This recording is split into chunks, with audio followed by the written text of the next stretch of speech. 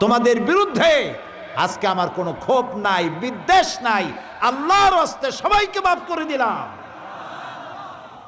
আবু সুফিয়ানকে মাফ করলাম, আবু সুফিয়ানের বাড়িতে যারা আশ্রয় নেবে তাদেরকেও মাফ করলাম। এ হলো আমার রসুল। সুবহানাল্লাহ বলো। এই হচ্ছে রসুল। মারামারি করতে দুনিয়া আসেন নাই তিনি।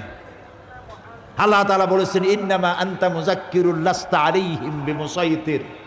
ও নবী, আপনাকে আমি উপদেশক করে পাঠাইছি, আমি আপনাকে দারোগা করে পাঠাই নাই। লাঠি মেরে হেদায়েত করতে পারবেন না। হেদায়েতের মালিক আমি। কে হেদায়েতের মালিক? কে হেদায়েতের মালিক? নবী করিম সাল্লাল্লাহু আলাইহি সাল্লাম মার দাঙ্গা করে ইসলাম প্রচার করেন নাই।